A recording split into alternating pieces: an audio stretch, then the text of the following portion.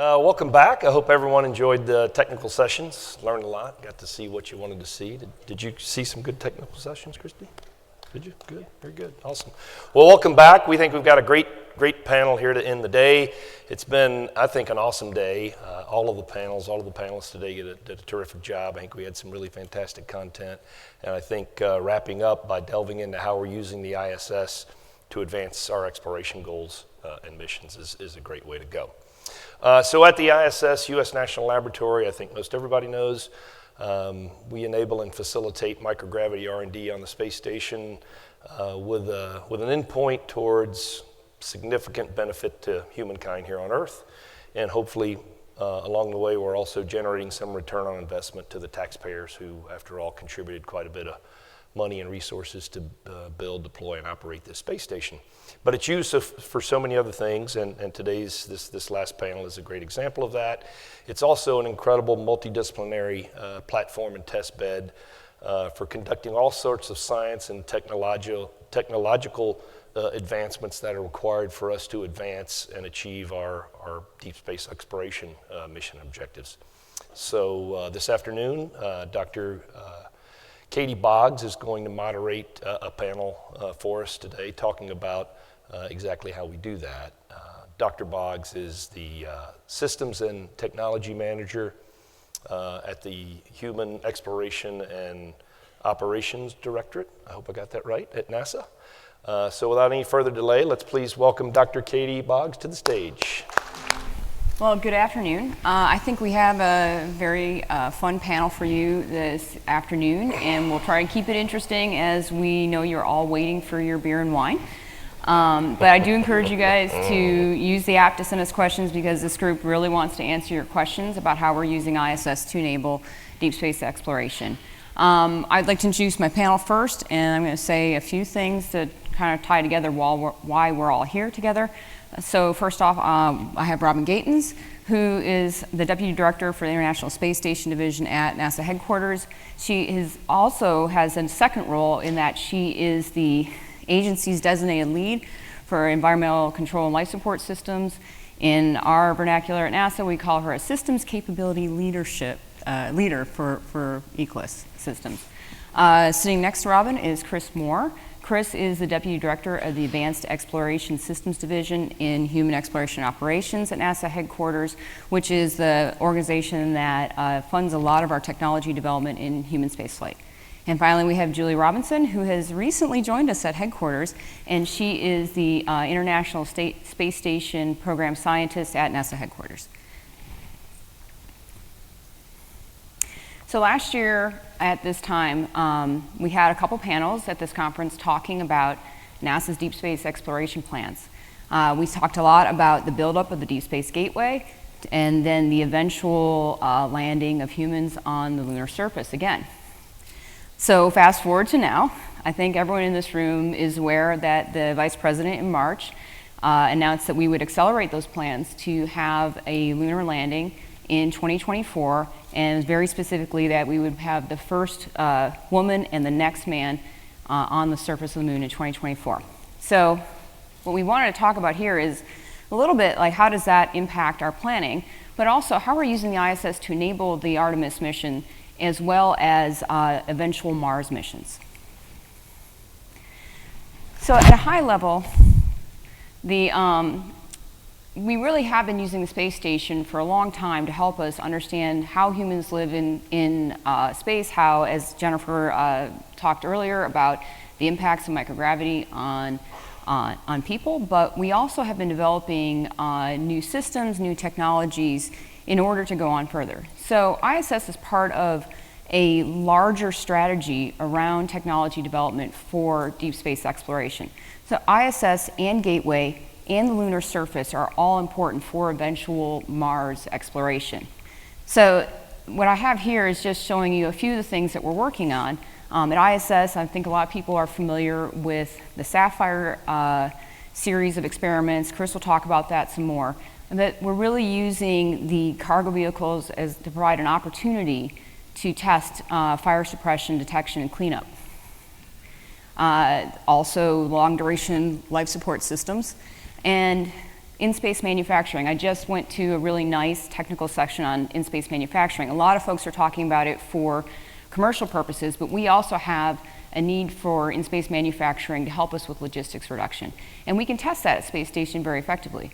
Next generation spacesuits, we'll talk about that in a little bit. It's also enabling both for lunar surface and for the International Space Station. And if Gateway eventually has that capability, then we'll use that there too.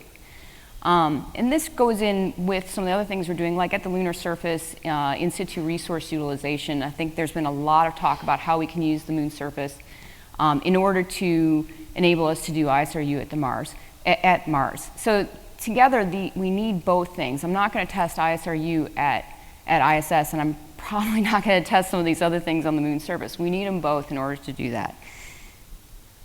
Julie will show you this chart again later, so I won't dwell on it. But when you step back and look at the capabilities that we're building up for NASA, we have the ability to test a lot of things on the ground. We test a lot of things in LEO on ISS now. As we transition the ISS to a more commercial mode, we're going to continue to do this testing. We have needs for, again, more in-space manufacturing, environmental control and life support systems, long duration testing, but we're also building up the capability to test other things like autonomous operations at Gateway. And then the lunar surface, we will be building up the capability to test ISRU. So we kind of start here at ISS with some of the smaller technologies, the ones that are specific to the human health, and we will be building up that greater capability until we get to a full mission testing in a proposed Mars shakedown cruise. So it's a strategy that really incorporates all of those elements, ISS, Gateway, and the lunar surface, to enable the eventual human exploration of Mars. And I think with that, I'm going to hand over the clicker to Robin, and she's going to tell you a little more about the life support systems. Thanks, Katie. Fast forward past my name. So, as Katie mentioned, we're using the space station as an important test bed to enable our future exploration platforms. One of the best uses for the space station is for habitation systems. So, our next big challenge is this deep space habitat. You know, we have the Orion vehicle, we have the Space Launch System, we need a deep space habitat. It's not just a matter of building the habitat structure itself, but the really complicated part are all the systems that go inside to support the crew. So what are we talking about when we talk about habitation systems? It's all of these things. You probably can't read all the words on this chart, and I'm not going to either, but it includes the life support systems, environmental monitoring, so that we can have a suite of monitors on board that give us all the information we need without having to send samples back to Earth for analysis, fire safety equipment, logistics reduction that Katie mentioned. We're not going to be able to get rid of trash. We're going to have to reuse and repurpose. Clothing has to last a longer time. The spacesuits themselves and all the research that has to go on to support the spacesuit design. What are the crew going to be doing, working in those spacesuits, and how do we design those spacesuits to support that? Radiation monitoring and protection. Countermeasures, including exercise devices. We can't fly the big devices we have on Space Station today in our future vehicles. We've got to shrink them down. They've got to be effective as a countermeasure for the crew. Food is a big issue. The Space Station crew today enjoys a wide variety of menu that they can select. We're not going to be able to fly that many menu items, or it won't be stable for the mission to Mars. We're going to have to develop a food system that supports the Mars mission and includes supplemental crop production as well. And then finally, the medical devices. We won't be able to send a crew member home if they do get ill. We will have to be able to treat those issues on orbit. And what are those? What kind of devices will we need? So the space station is a perfect test bed to develop and evolve and then to test all of these systems. So focusing in a little more on the ecosystem, since that's my particular specialty, we put together sort of this continuum, as Katie mentioned. You know, it's ISS and then Gateway and then on to Mars. And we think of it as a continuum.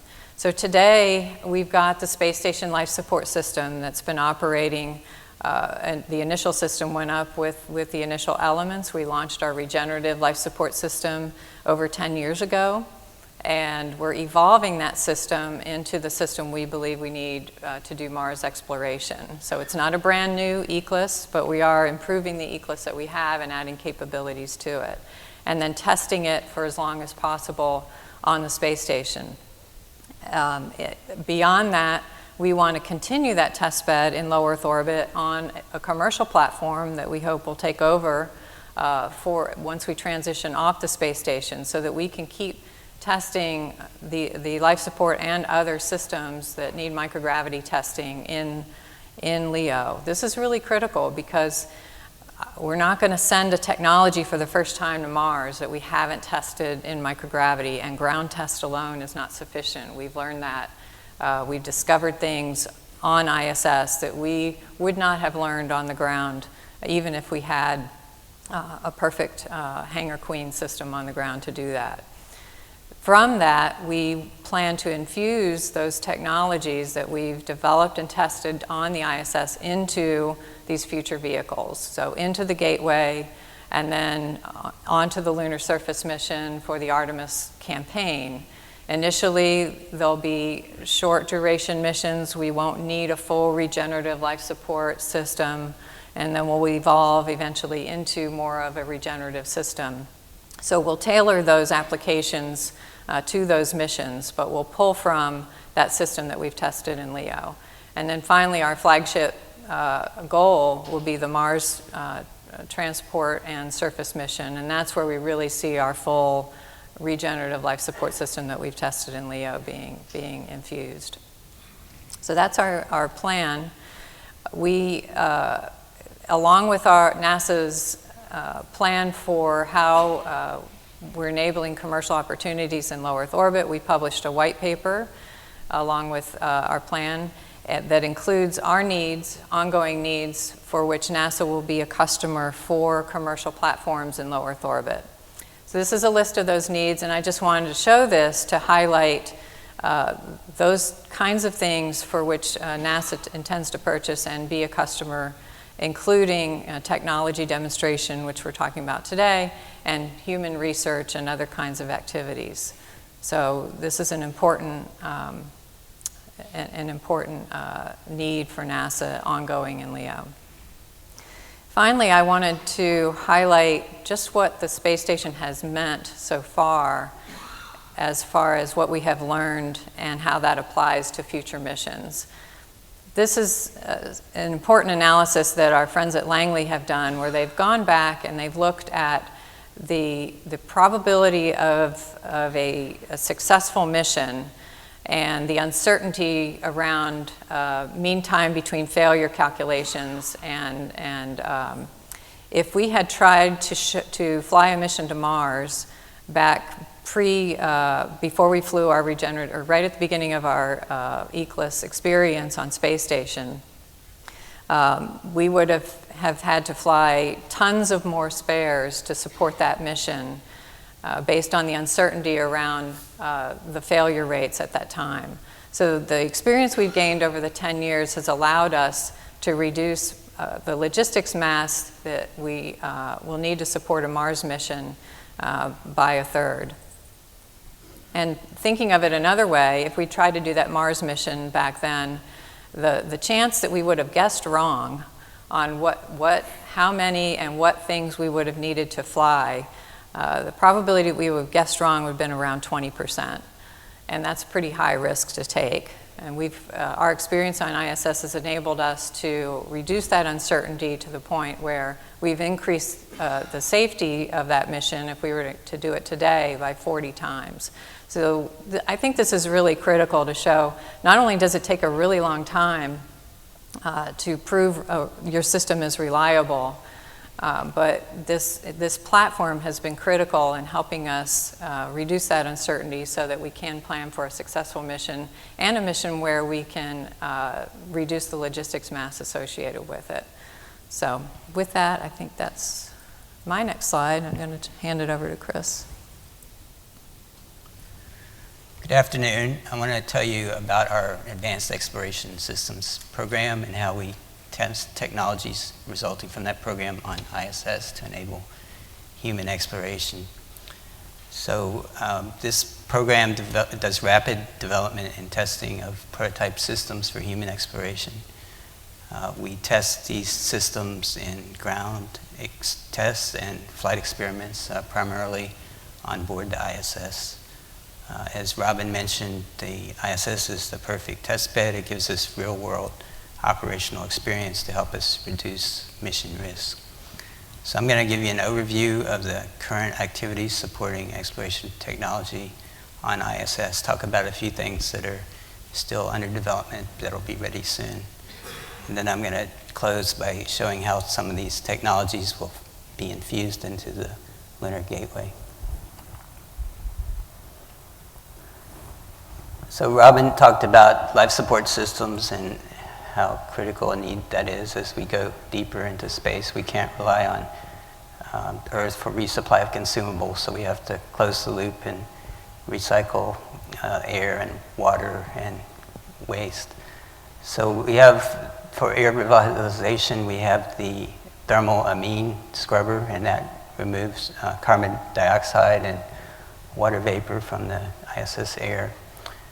To recover about 90% of the water in urine brine, we have a system called the brine processor assembly, and that consists of a permeable membrane bladder where the urine brine is contained.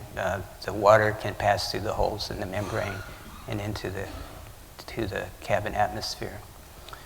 And then we're developing a compact toilet called the Universal Waste Management System that's going to fly on both Orion and ISS. And we recently launched the toilet stall enclosures, which you can see on the right-hand side of the picture. That'll have two toilets, one US and one Russian. Environmental monitoring is another important area. We need to determine hazards that the crew may experience.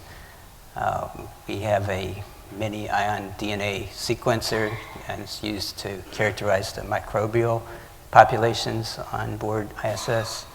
It can also be used for detecting changes in the crew's DNA. We have active aerosol particle samplers that characterize the dust and other particles in ISS air. On SpaceX 18 last week, we launched the spacecraft atmosphere monitor, and this is a miniature mass spectrometer, and it measures the major constituents of the ISS air, but also trace gas contaminants, and will sound the alarm if they get out of limits.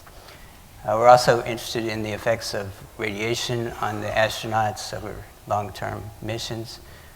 In the upper left of the last diagram, you can see the purple box. That's the hybrid electronic radiation assessor. We're testing that on ISS because that's also going to fly on Orion. So testing on ISS helps us with a little bit of the risk reduction for the flights on Orion. And then in the lower right, the gold-colored box is the ISS radiation assessment detector. We have a similar detector on the surface of Mars on the Curiosity rover. So this allows us to compare the Martian radiation environment with the LEO radiation environment. Robin mentioned the Sapphire fire safety experiments. We've conducted 3 so far.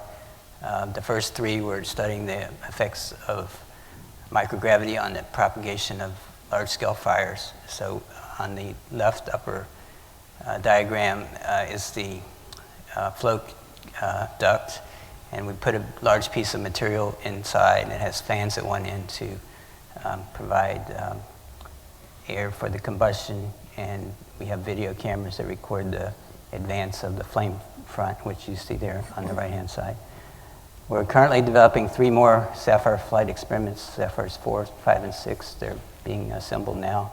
And their primary objective is to monitor combustion products and demonstrate post-fire cleanup technologies. And we're also varying the oxygen levels to see how that affects flammability.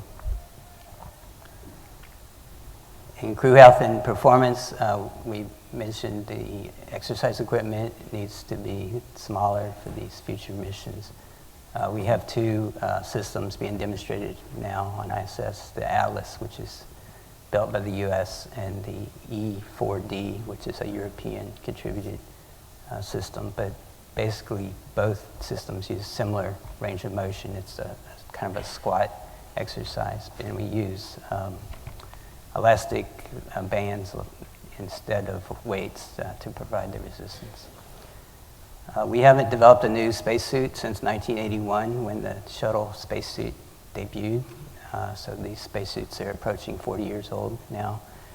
We can't use them to walk on the surface of the moon. They don't have the right joints for mobility.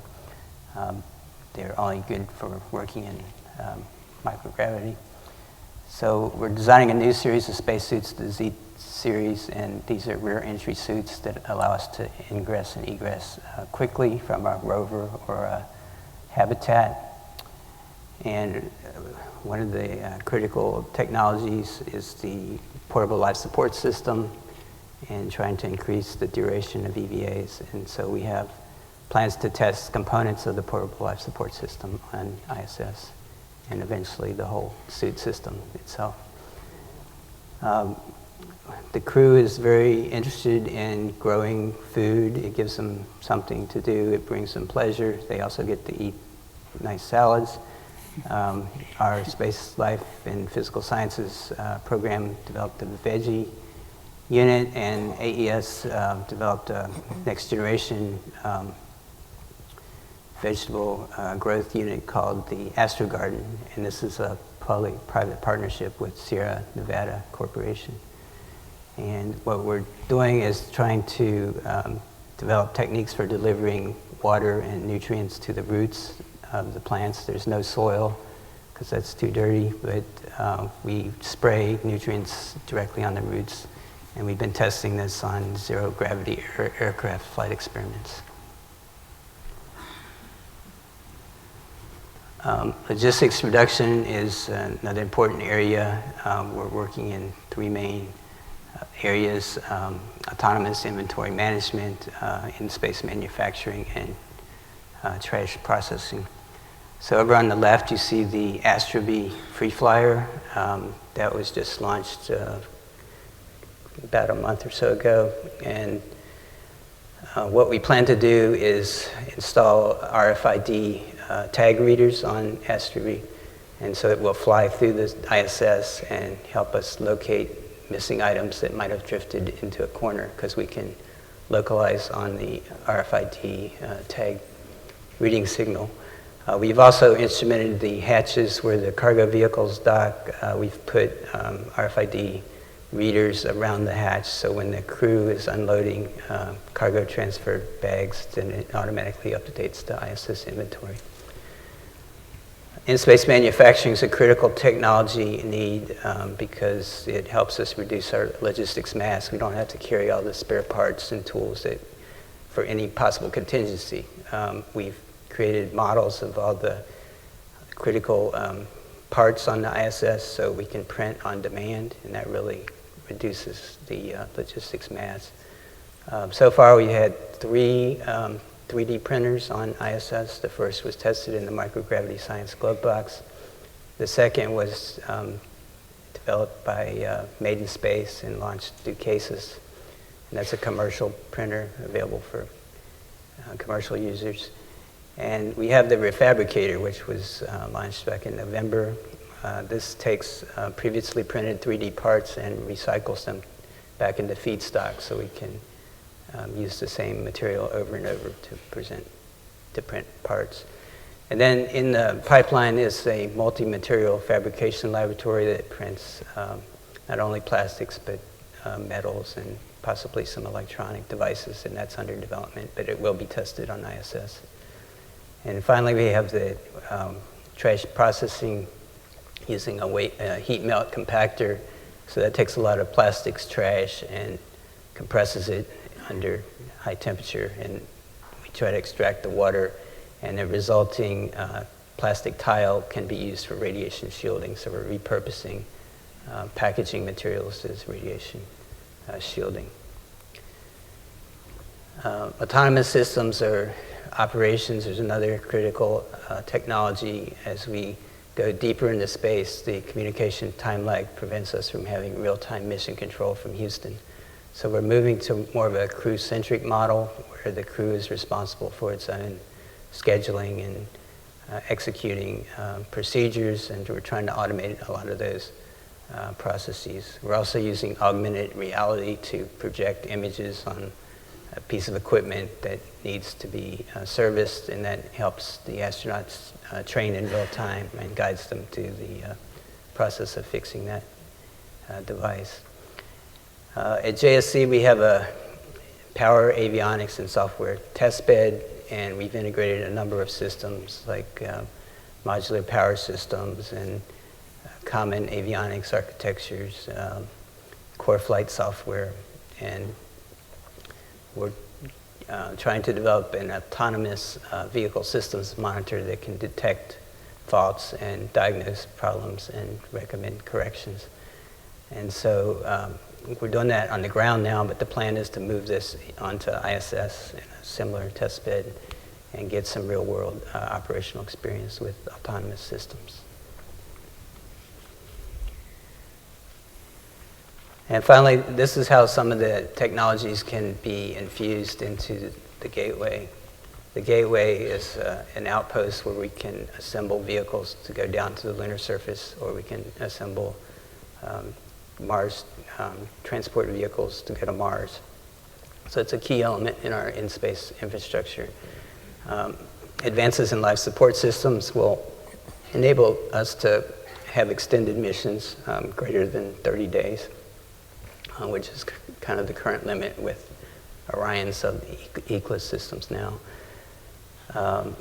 The crew will only visit the Gateway about 1 month out of the year under current plans, so we need autonomous systems to help do the housekeeping functions when the crew is not present. And I didn't talk about this, but we had the Bigelow expandable activities module deployed on ISS a few years ago. And we've shown that this type of inflatable structure can give us much larger living space. So these are some of the ways that exploration technology is being demonstrated on ISS and feeding forward into exploration systems. Thank you.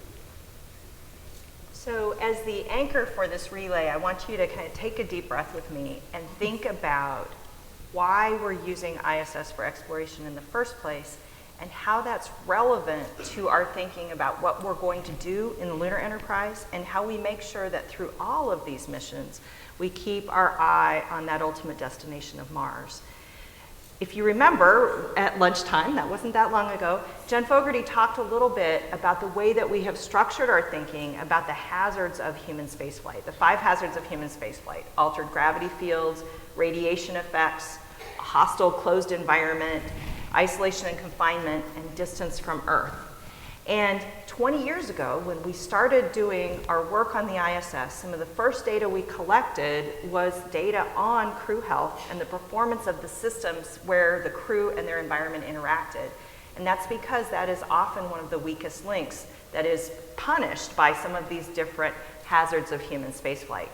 So one of the things that we've been doing over the last 2 years, I've had the opportunity of working with both the ISS program and the Human Research Program to revision the way that we're using ISS. Kirk Shireman invited us to bring back to him ideas for uses of ISS that were innovative, that right now the ISS couldn't do, but that he could make changes so that the ISS could be a better model for exploration. And I think the thinking that we've done over the last 2 years also helps us think through how any lunar mission, how we could repurpose and identify the critical research to do on a lunar mission depending on the duration, and how we can use all of those human missions then as models and to help us reduce risk for future missions to Mars. So I'll summarize in just one chart a lot of quantitative work that we've done about how do we look at those hazards of human spaceflight and how well does ISS missions, how well do those model Mars missions? And essentially, when we look, say, at gravity or the lack of gravity, ISS has been our best model ever for microgravity transit to Mars.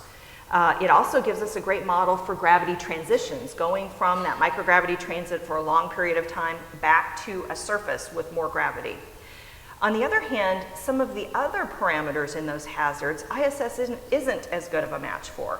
For example, in terms of a hostile closed environment, we often look at habitable volume as a figure of merit, and ISS is too large. It's a palace compared to what is likely going to be a transit vehicle. Similarly, in radiation, ISS is only partly a model because our radiation exposure on ISS is about 50% protons, 50% galactic cosmic rays, where a deep space transit is all galactic cosmic rays. Now that's kind of an interesting statement because from a plant's perspective, the total energy of a year on ISS is about the same as 8 months in deep space. But if you put the quality factors on that say are predictive of a cancer risk in a human, then ISS is really only a third as much of a hazard. So we have to be really smart and quantitative in how we look at those different hazards. Isolation and confinement, once again, ISS is too large. It's also too active. We have crews coming and going, vehicles coming and going. Some of those vehicles have ice cream or pizza. And all of those things mean it's not that isolated, confined environment that we're going to see on a trip to Mars. And then finally, in terms of distance from Earth, ISS hasn't been as good of a match because it's connected. The crew has a phone, they can call their family, they can call a PI, they have the ability to use the internet, they have instant communication with flight surgeons and flight controllers. And so all of those things make ISS less good of a model for a Mars transit in the future. The amazing things we can do, and Jennifer talked about these a lot today at lunch, we can look at the time course of changes to the human from that microgravity environment. We can evaluate unknown risks, and we could think about how can we shift our operations and medical paradigms. So we brought back to the ISS program 4 different use cases.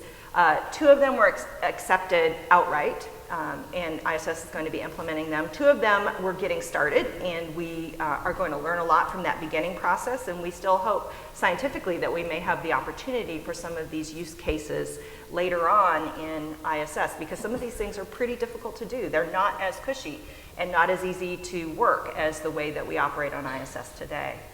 So the first use case you heard Jennifer refer to a little bit today at lunch, which is really doing long duration missions up to 1 year, and we're restarting that next calendar year in 2020 if all of our planning goes well.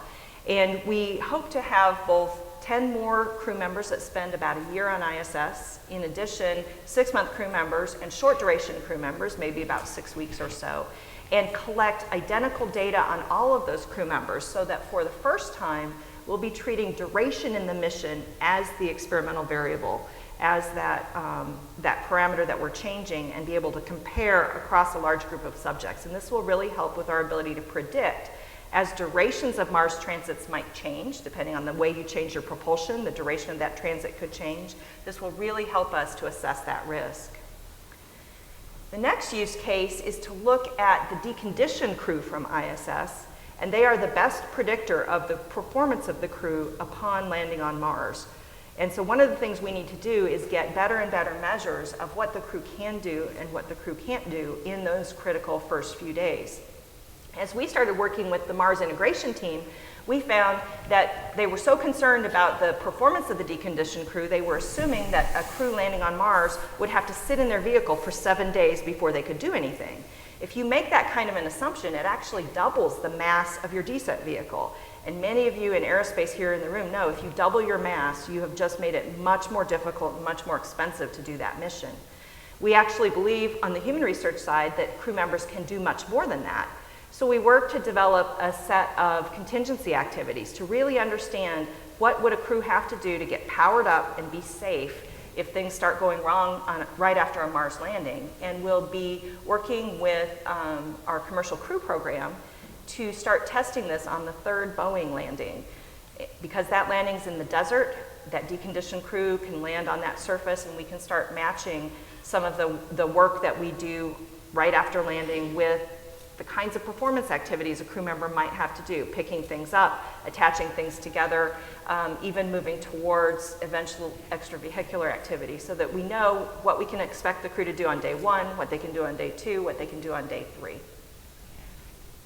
A third use case is to begin to use ISS in a more autonomous mode. And one of the great things that the ISS program has done is they have re-implemented a capability that we had for a short period of time in the past, which was the ability to actually simulate comm delay so that the space station could operate as if the crew couldn't communicate immediately with the ground.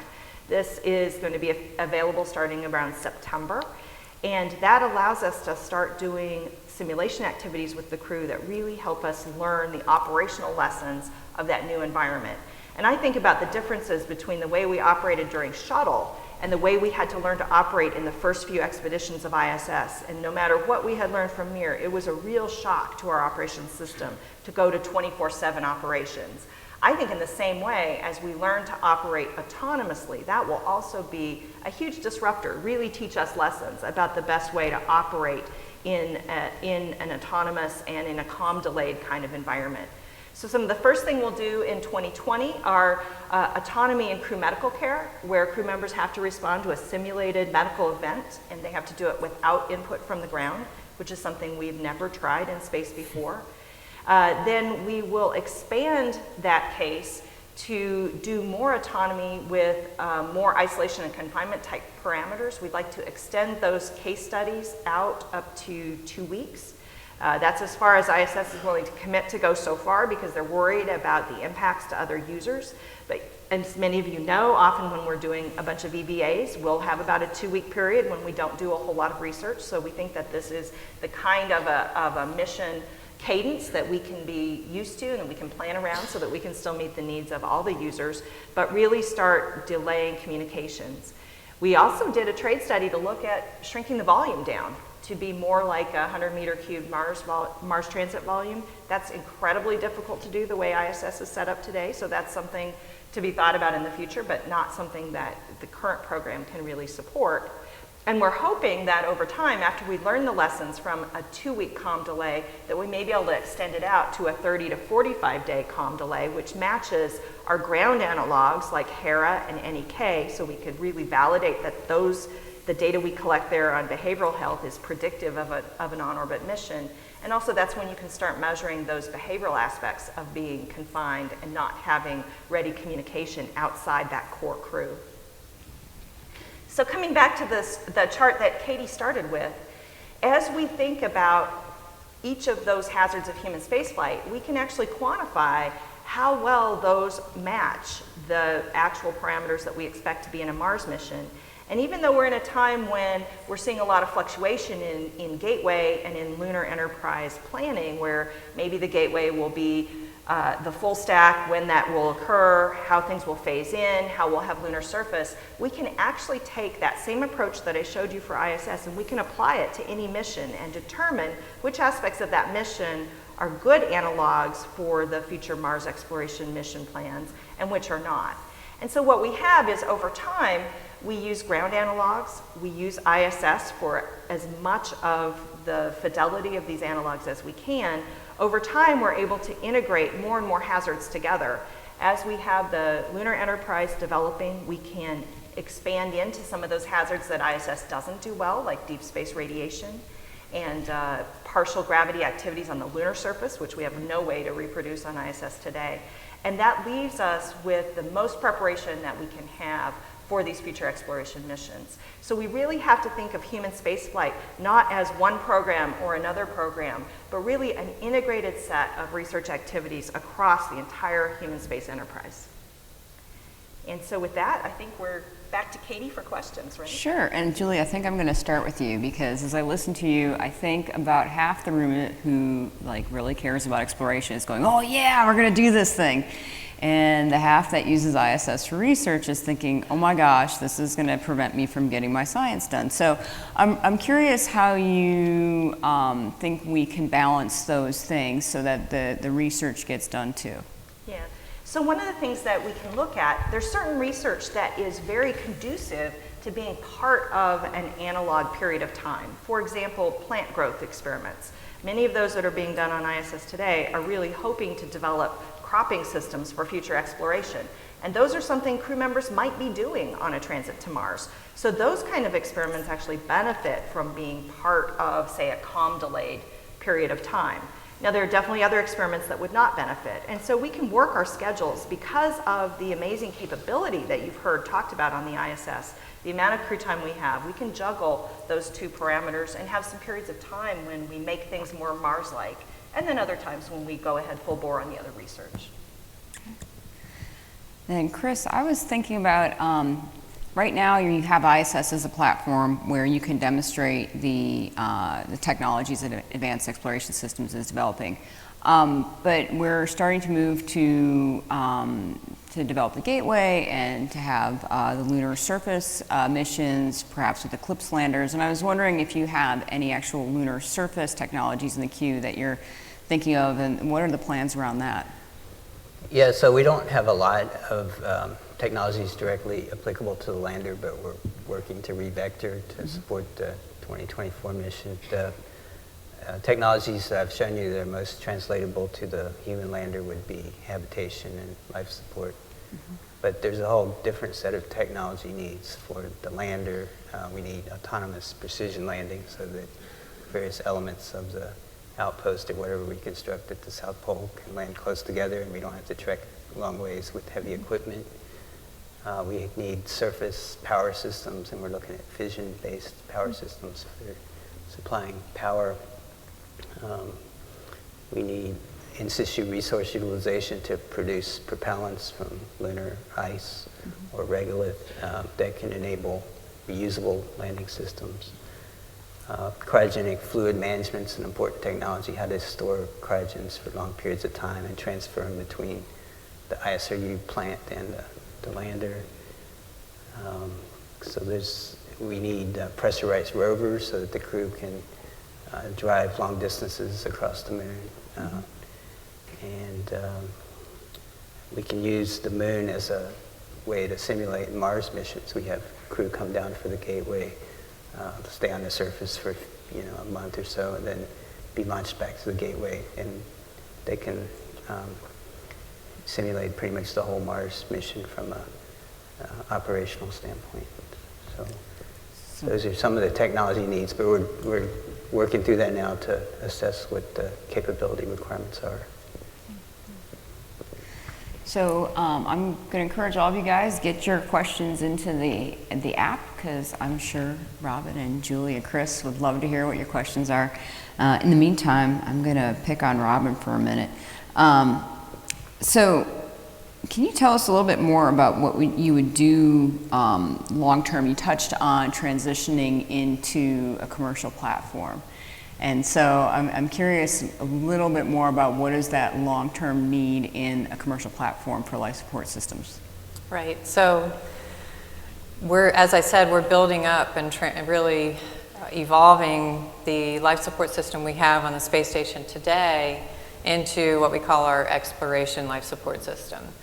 And what we would like to do, we hope to have that evolution complete by around 2023, so that we start the clock on a long duration test on the ISS of that system. What we would like to do then is we really can't move it. I don't think we're going to be moving this to a commercial platform. We'll more than likely build a second copy of that system and work with whatever commercial platform provider is there to put that system on a commercial platform, keep that test bed going, and that'll enable us to get more runtime, because as I described, the reliability just of anything takes so long for us to have confidence in. But it allows us also to keep infusing new technologies as they come along. Then we have this test bed that if we have a new technology isn't quite ready for that 2023 system, but comes along later, we can use this ongoing test bed in LEO to test that technology with the system in the relevant environment, and then potentially infuse that into a Mars mission. So that's kind of the vision. And you and Chris both showed a number of technologies that you've worked on for life support systems, and I'm wondering how ISS is doing at accommodating all of these tech demos, and really it could be either one of you guys. They're doing great. It is a monumental effort. Like everything they do, the ISS program makes it look easy, but it's really not. One example is that double toilet stall that Chris showed, so that we can put our new US toilet next to the Russian toilet we already have. And you know, everybody kind of chuckles at that, but that took a lot of design. It's going to sit in Node 3, and it had to be specially shaped so that it would avoid the treadmill, and you know, interferences had to be dealt with. But they worked it out, tested on the ground, flew it, installed it, and it all fit. So that was great. Also, we have probably between the U.S. and our international partners 5 CO2 removal devices we're going to be testing on the space station. Wow. And we're trying to figure out where do they all go and when do we operate them all, because we don't actually have enough CO2 to go around if we run 5. You know, that's a different problem. So which ones do we run so we get enough run time on each one? We're having to move racks and relocate them. But so far, everything we've been able to do has been able to be accommodated. Do you want to add anything to that, Chris? We have a lot of different activities planned over the next few years, and we keep handing them over to the ISS program, and they keep flying them, and it's working well. And we just rely on the ISS as a really perfect test bed for these new technologies. So they're really benefiting the human exploration program. Very cool. All right, I'm looking at our coordinator from the conference. Do we have any questions online from the app? Yes, we got some good questions. Well, First one, is there a plan to use the new systems and capabilities that deep space exploration will require to also improve the ISS reliability and perhaps enhance or extend utilization? And what areas would be best candidates for this? I'm kind of looking at Robin. Okay, yeah. I was going to let someone else talk. Yes. We looked at each other. Yeah, not only are we evolving the life support system for future missions, but evolving the life support system to improve reliability and increase loop closure also helps the ISS mission itself. If the crew can spend less time fixing the life support system, they can spend more time on research. We can send fewer spares up, we can send more science up. So all of these things help the mission of the ISS as well.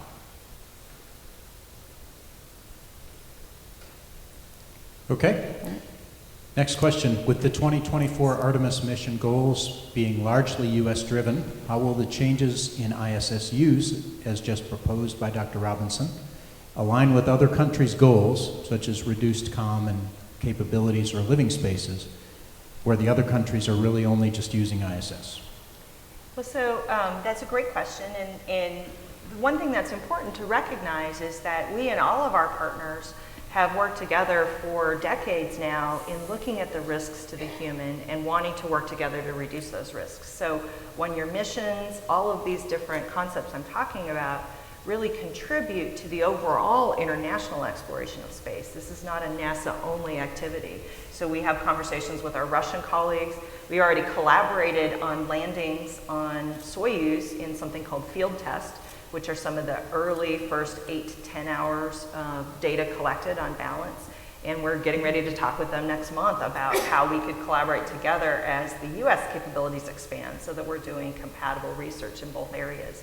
So because we have an exploration mission with our partners on the ISS, and we also have an exploration mission with our partners extending on to Gateway and the Lunar Enterprise, We're really intending to work together across human spaceflight and across partners to do this research. And it's a matter of juggling. You don't have to do everything all at once. You can do certain things at one period of time, certain things at another, and make sure that you can get some of the basic research done, some of the commercial research done, and then do these exploration relevant simulations as well. Okay, thank you.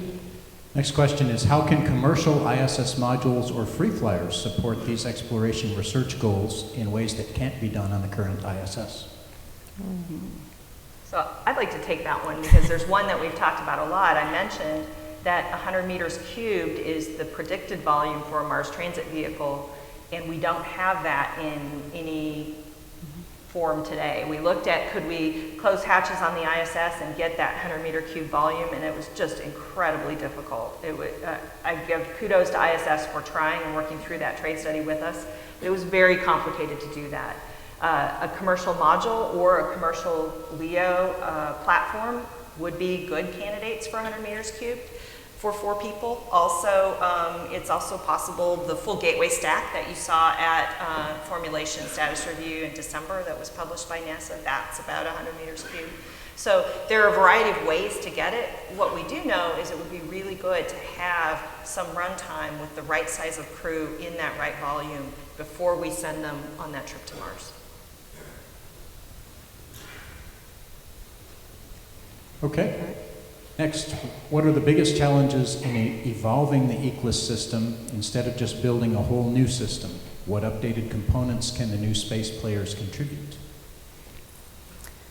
Well, we have some new capabilities coming online as well that we're working with our industry partners. One example Chris showed is the brine processing assembly. So today on Space Station, we recover about 90% of our water, but we throw away what's called brine left over from our urine processing, where we can't concentrate it anymore using that technology. So the brine processing assembly is being built by a partner, Paragon, and we'll be flying it next year, and that's going to allow us to recover up to 98% total water, and all of that water from the urine brine. There are other opportunities that we're flying, the Universal Waste Management System, or the toilet with our commercial partner. And then as we go forward, when I mentioned, we're having this ongoing test bed will enable us to infuse technologies as they come about. We're encouraging our industry partners to keep working on these technology challenges. Further oxygen loop closure is one example that we have industry partners working on, so that when those are ready, we can infuse them also into this test bed and test them on orbit. Okay, last question. What opportunities exist or will exist for funding for technology development for some of your gap areas? I kind of feel like that's Chris's question. Yeah, so right now all of our solicitations are focused on getting the human lander system development started. We issued a broad agency announcement last week for the integrated lander system. As we understand from our partners what the technology needs are, we'll have forthcoming solicitations to address those particular areas. But we're currently undergoing a gap assessment to identify what we need to do in the way of new technologies to support human landings. So with that, I think we're just about out of time. So I want to thank the panel, and thank you guys for all your great questions. And I think I'm looking, yep, the guy with the hook is about to come, and we got a few more things to say before we go on to the happy hour. So thank you very much. I got to tell you, I thought getting to Mars and Moon was going to be really, really hard. We got this figured out. It's no big deal. We got all the stuff built, just got to make it work now. It's awesome. So we're wrapping up. One important thing to get to Mars, though. What's an astronaut's favorite chocolate, Sophia? A Mars bar. All right, very good. Oh, that's bad. All right, sorry. You guys been cheating, looking up my jokes or something. All right, help us with the closing remarks. I'd like to bring up Boeing's ISS program manager once again, Mr. Mark McQueen. He's going to close down with a few remarks, and then we'll wrap it up for the day. Yep.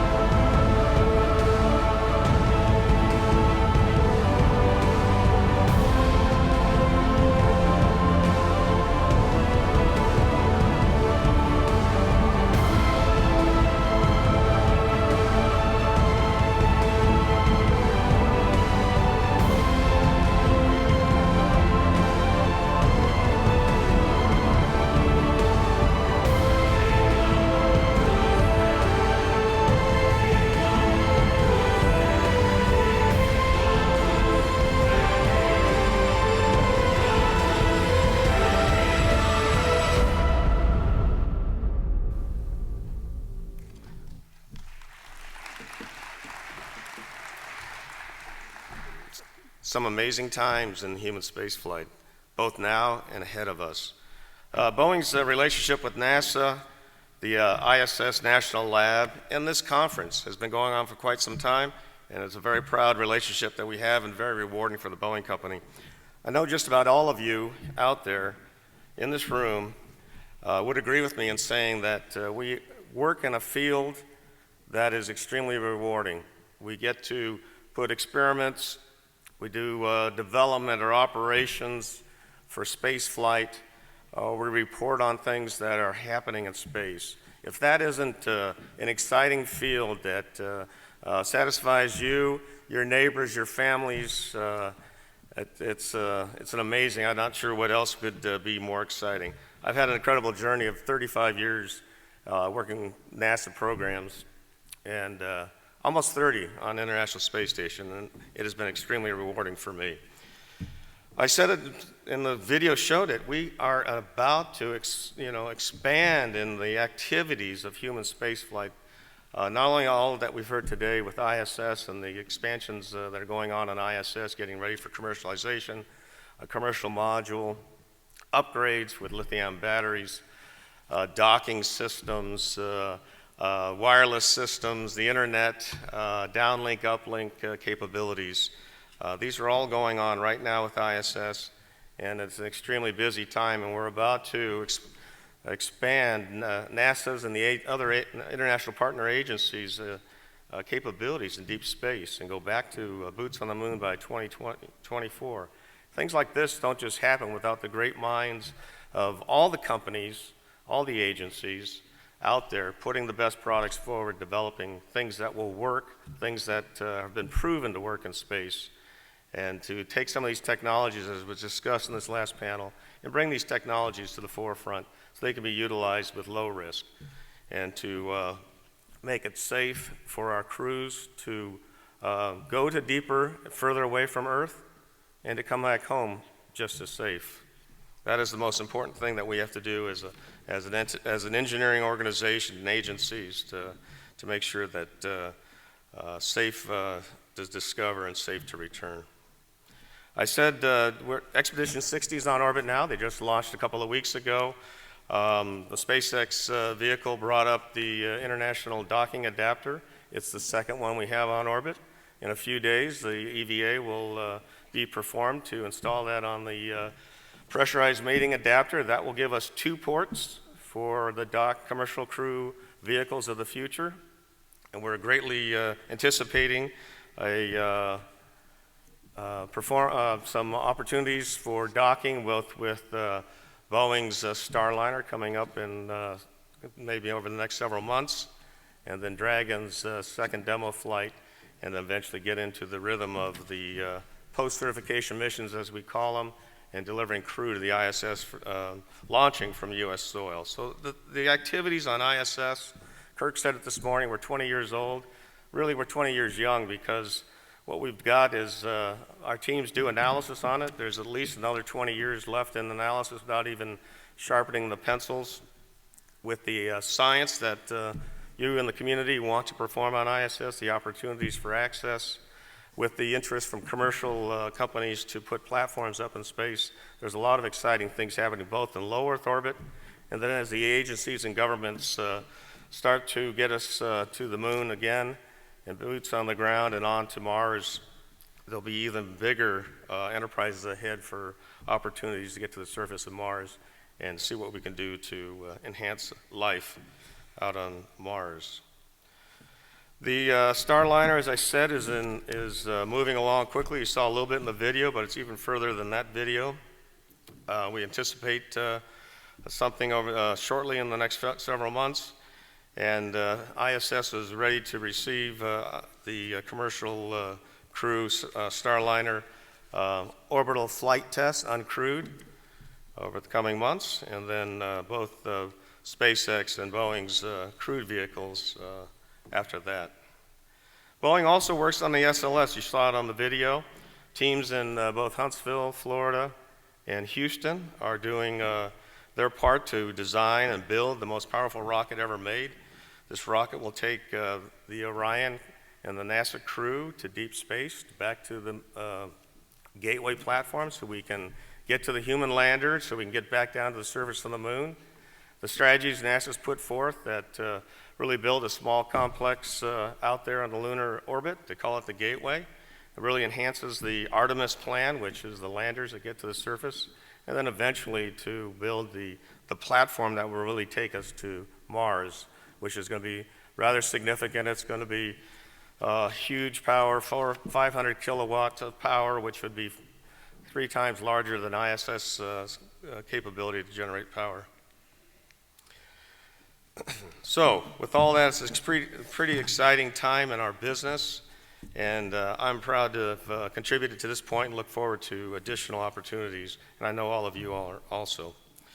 So you can see we're on the verge of a new space era, a new space exploration plan. It starts with the International Space Station. The last panel was a great panel discussing things we're doing on ISS now that really enhance what we do in deep space.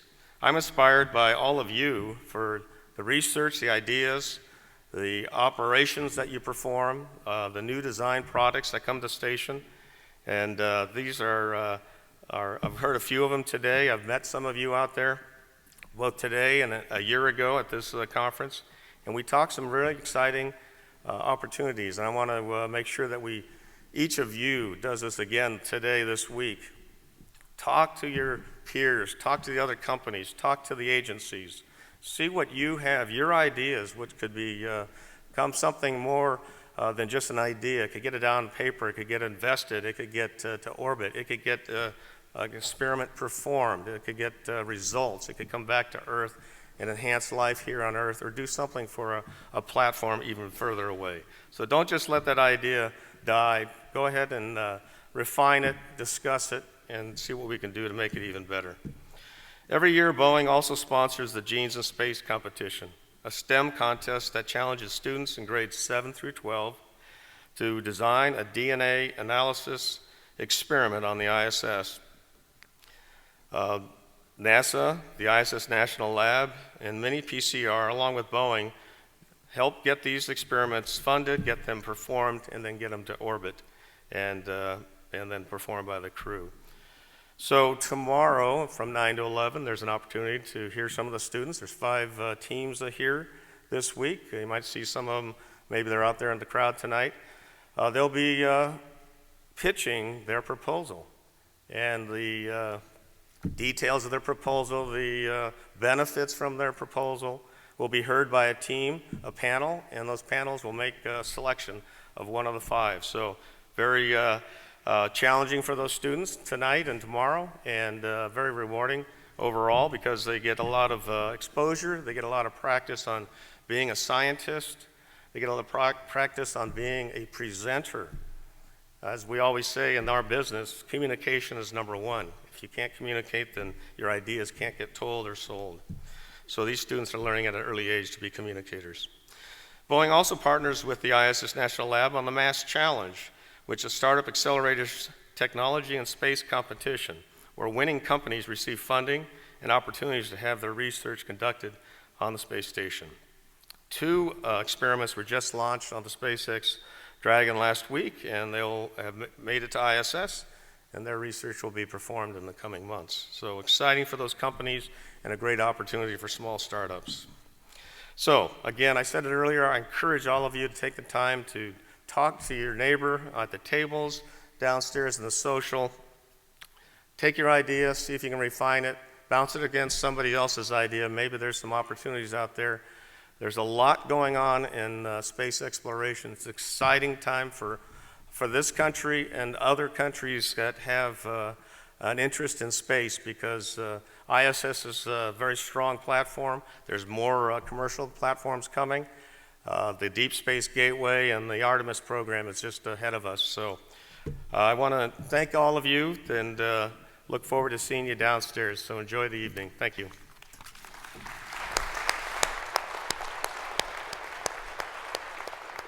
That's great, man.